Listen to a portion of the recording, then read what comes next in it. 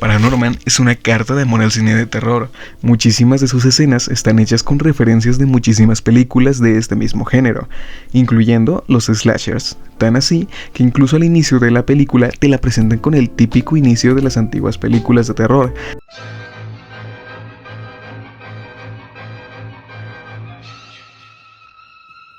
Viernes 13. Además de que este inicio en películas se clasificaba para sexo y violencia, lo mismo que le responde Norman a su madre después de que esta preguntara sobre lo que Norman veía. ¿Qué estás viendo en la tele? Sexo y violencia. Ah, qué lindo. Esta era una referencia a La Noche de los Muertos Vivientes, y curioso que al crear esta escena los creadores hicieron una película mala a propósito. Estos malos enfoques, esta pésima actuación y estas situaciones tan ridículas son escenas que crearon los propios creadores para que esta película se viera mala, y al parecer hicieron tan bien su trabajo que la película se ve horriblemente mal. Curioso como justo después la escena cambia a un plano de Norman hablando con su abuela, que personalmente se volvió de mis personajes favoritos, y después mostrándonos que al parecer no era normal. La abuela dijo que si subes la calefacción, tiene los pies helados. Esto mismo porque su abuela murió hace mucho, y Dios, qué friazo de su padre. ¡Tu abuela está muerta! Que igual es entendible, ya que el padre de Norman solo quiere que este sea normal. Después se nos hace saber que su abuela no es el único ser no vivo con el que interactúa, en una escena muy buena, primero mostrándonos a Norman como el loquito del centro hablándole al aire, para después mostrarnos el mundo a través de los ojos de Norman. Es interesante ver cómo las voces hablan, y con esto me refiero a esta intensa forma de juzgar a Norman, como todos lo ven como alguien diferente, y esto mismo causándoles desprecio por solo por la ignorancia de no entender cómo Norman ve el mundo, solo porque Norman es diferente. Esto mismo volviéndolo la oveja negra, esta persona que todas las personas ven normal, hacerla a un lado o tratarla mal, tanto así que se ve normal que se abuse de como es que un ignorante un poco más grande aprovecha de esto. El que veo, perdonen, esto lo vi hace poquito y vi que los compararon.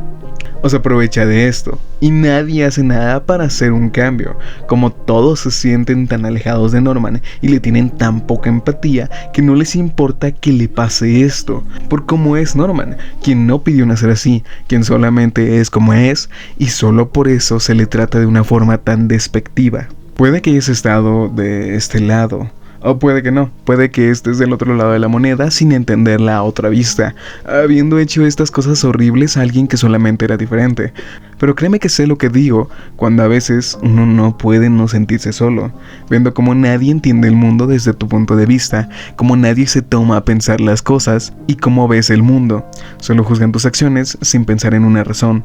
Curioso que esto de sentarse y hablar las cosas es justo lo que sugirió la abuela de Norman. Apuesto a que si se molestaran en sentarse a discutir el asunto, sería una historia diferente. Después vemos como la maestra de Norman, que al parecer también es una aficionada al arte, empieza a desinformar a sus alumnos sobre los hechos ocurridos en su pueblo, siendo esto mismo algo de lo que el pueblo se cuelga para poder hacer dinero, contando esta historia sobre aquella bruja que se colgó en nombre de la justicia, pero siendo esta historia históricamente incorrecta. No es históricamente fiel, maestra Hensher. ¡No tiene que ser fiel! Es para vender postales y llaveros. Antes de continuar, una pequeña pausa para admirar el excelente trabajo actoral de esta maestra. ¡Sus almas destinadas a pasar una eternidad de maldiciones! En este momento aparece uno de mis personajes favoritos, Neil, y Dios hermano, Neil es tremendo Chad. Además de que él hizo esta hermosa referencia pro de Last God a Michael Myers y Jason de Viernes 13, junto con que nunca ha juzgado a Norman por cómo es ni por cómo actúa, él solo quiere ser amigo de Norman y no le importa lo demás. De hecho, me encanta cómo Neil nunca se deprime por sus defectos o por las cosas por las cuales se burlan de él, siendo una larga lista que este mismo enumeró. Porque soy obeso y mis alergias me hacen los ojos de galán. Y sudo si camino rápido. Y también tengo una lonchera con un gatito. Y tengo síndrome de intestino irritable. Pero me gusta cómo ve el mundo este chico, porque es tan inteligente que entiende por qué tal vez la gente es tan abusiva con él. ¿No te molesta? No puedes evitar el bullying, es naturaleza humana. Si fueras más grande y más tonto, probablemente también serías un bully. Se llama selección natural. Incluso, este se llega a interesar de forma positiva por Norman y por su extraña habilidad sin juzgarlo, y siempre tratando de animarlo. Esta interacción lleva a que ambos jueguen con el perro muerto de Neil, el cual irónicamente lo arrolló una camioneta de protección animal.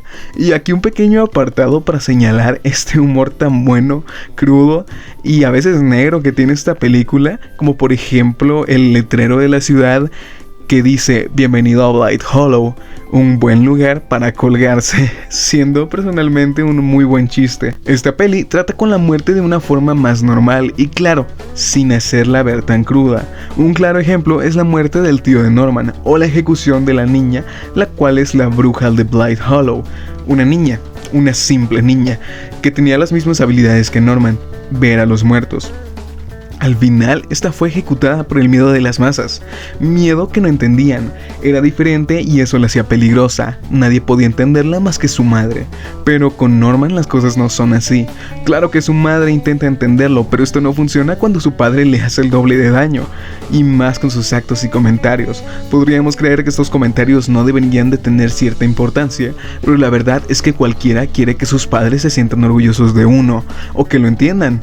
Pero esto no es así con Norman, su padre no lo entiende, y como todas las personas ignorantes hacen cuando algo no es entendible para ellos, le empiezan a tener miedo. Es mi padre. No debería tenerme miedo. Pero no siempre tiene que ser así, tener miedo no tiene nada de malo, solo no hay que dejar que cambie quien uno es en el interior. A veces solemos enfrentarnos a cosas que nos pueden dar muchísimo miedo, un examen, un bully, una decisión muy importante, una fobia o incluso una muerte, pero no podemos permitir que esto nos haga diferentes a quienes somos. No podemos dejar que el miedo nuble nuestro juicio y nuestra decisión, porque a veces es necesario ser valiente por nuestro bien. Ser valiente no es no tener miedo, es tener miedo y hacerlo de todos modos.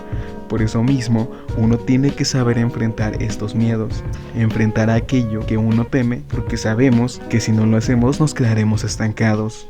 Después de esta pequeña plática que Norman tuvo con su abuela, va directamente a la tumba a hacer lo que su tío le ha pedido. Claro que me he saltado esta parte, pero más que nada es porque esto es un análisis y no un resumen. Pero quise hablar de esto porque aquí hay otra escena de mis favoritas, por la referencia a Sé lo que hicieron el verano pasado, otra peli del género slasher, aunque la conocí primero por esta referencia de Scary Movie, que no es la película original.